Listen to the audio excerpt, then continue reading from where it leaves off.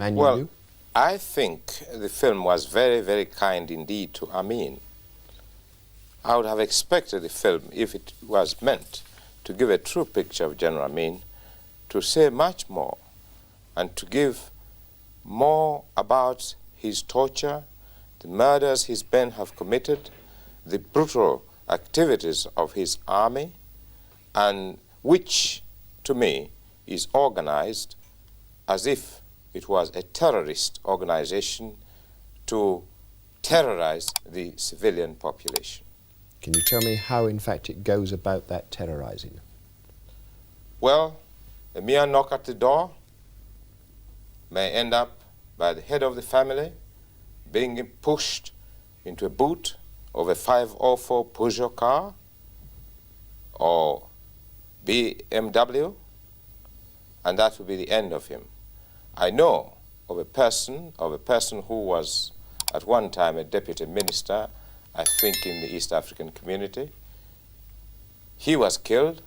He had his testicles cut off and tied up in a parcel, and the parcel presented to his wife as a present from her husband. Well, this is what I would call the $1 million question, because we also from Uganda don't know what to do with the man, because he has terrorized everybody. He has subdued everyone by the strength of his guns into complete submission. But I have to... Well, this is all prearranged. I mean, you know very well what happened, what used to happen in Hitler's Germany.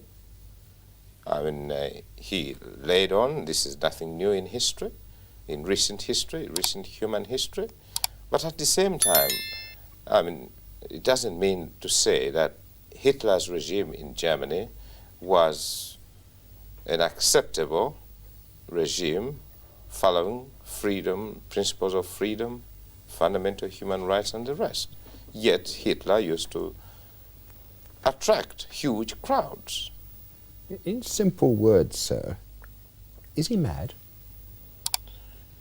I'd even go further. I think he's raving mad, and not only that, but I think the entire army is an army of brutes, bullies, and cowards.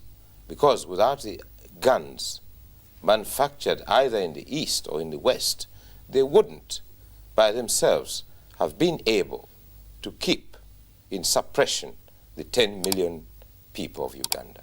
Thank you, sir. Now, well, I was horrified, of course. I mean, it is true that I know, as a matter of fact, that the people who were shot in that film were not politicians, but condos or people who were regarded as armed robbers and so on, gangsters, and that they have been causing a lot of concern to successive Ugandan governments. But there is no doubt that a lot of killing has gone on in Uganda. Now, what worries me is this, that just because President Amin kicks up a certain stink which really harms the subconscious susceptibilities of a whole lot of people, a lot of what should be known as facts tends to become propaganda. And propaganda against an African leader who has worked very hard in this particular case to give economic independence to the black people of Uganda, will touch off the same type of reaction among his African colleagues and people of African descent generally. I'm sorry, may I interrupt you? Are you in fact saying that an attack on Amin, however justified, is in fact an attack on all black Africa? No. I'm sorry. I'm not saying that. What I'm saying is that a person who has embarrassed Great Britain to this extent that he showed up that the British haven't given passports to a certain number of people, Asians, to become United Kingdom citizens, then said she would not allow these people to use those passports to come to Great Britain.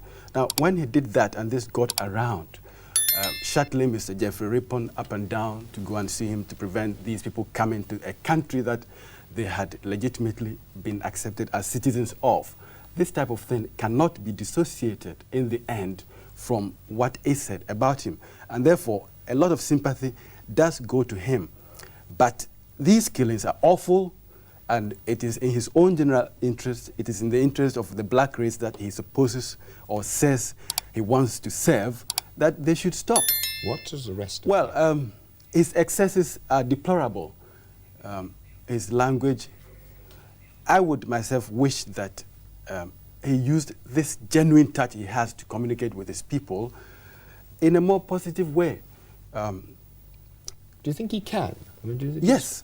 You see, when you look at him through this film, you can see a man who is preoccupied with a certain approach of common sense to politics. He says, when you don't disturb a lion, it does not harm you. Now, this is very basic and African. And he has got this touch that he goes to the root of things. He says, if you tackle me, you can harm yourself. And you can see that this is his approach to politics. He has got power. Maybe he got power because other people were trying to harm him.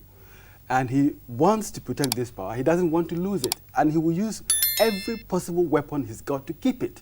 Now, if you make him more paranoid by creating a state of insecurity in him, then he will react, and the snowball effect of this will be that the Ugandan people are going to suffer even more. But how do you deal with a situation like that? This is a dilemma. I cannot solve it, and I hope and pray for the sake of the Ugandan people that there can be a way of getting him a little more secure in his own mind so that he doesn't feel so threatened and go on and do even worse things than are said to have been done already. Thank you. So, Bernard. Well, the thing is, the facts are difficult to come by. I must tell you quite frankly that African countries are very suspicious of the sudden concern of white information media and white politicians for killings that are committed against Africans anywhere, or some of these things. So they are put in a position where ages of propaganda and subtle racialist propaganda, you know, has tended to harden them. It is very difficult. Perhaps the countries that are nearest, you see, and are fairly neutral. Now, when you talk about expelling Uganda from the Commonwealth, if a country like Tanzania comes forward with a view on this, it is going to be naturally suspect automatically. Why? Because there was an invasion by Amin's opponents mounted from this country. And other African countries, in fairness to Uganda and everyone else, must take this into account, you see, before they decide. Again, when you look at the propaganda I keep talking about, it is true that Amin really exposed Britain as being very hypocritical about these Asians. And this has hurt a lot of people in Britain, and they've gone to town on it. I know certain right-wing newspapers which have made a meal of this. Okay, you know? Cameron, may I move on? Yes, the only thing I can say is this, that here we have a regime which everybody fears to tackle for various reasons. But I, for one, speaking for myself, I think it's high time that Britain should make some positive contribution. I mean, for instance, take the United States of America. The United States of America have moved out of Uganda. All they said is that we are not severing diplomatic relations, but if Uganda wants to do business with us, well, let them come down and meet us in Nairobi, in Kenya. And if they want to keep their ambassador in Washington, D.C., they can jolly well do so. I don't see any reason or any harm that would be done if Britain... Well, perhaps we have more citizens there than the Americans have, don't we? We have more British citizens there But too. what the hell does that matter when you have already It paid? matters a great deal. Well, you have already paid out of your own pockets more than 12 million pounds to rehabilitate the British Asians from Uganda. Your assets don't amount to more than 10 million pounds, and you sit there hoping against hope that one day General Amin will pay up. That's all. I mean, after all, Britain has got a responsibility. Britain has, it's the British Queen who is still regarded as head of the Commonwealth. I mean, there's no question at all that Britain has got some contribution. If would you take any Britain's notice decision if is we- not decisive, but that doesn't mean that Britain cannot take the initiative. But sir, if we cut off or reduced our diplomatic representation, would it make the life of one Ugandan happier? At least it would stimulate and encourage those elements within Uganda who are against this regime of terror. It's That's precisely a that. tragedy. And For Uganda and Africa. in the same way that Hitler was, in the same way that Stalin was, in the same way that a whole lot of people who have misused power have been. There is a lot of talk about a peculiar African situation. What is happening in Uganda today, bad as it is, and it horrifies all of us, has its parallels in modern European history. It is a human situation. It is awfully sad. It is horrible. I, as a human being, hope, for instance, that the kind of documentation that the International Commission of Juries have been able to come out with would be passed around African heads of state. The man may not be easy to influence, but at least he likes popularity. He likes to be liked. Therefore, people who he would like to be friendly with can be given this sort of thing, and they can go and say, look, brother, you haven't done anything against us. We have nothing. You know that we don't want to exacerbate things for you in your own country because we have problems of our own. But this is doing you a lot of harm. It is doing us a lot of harm indirectly.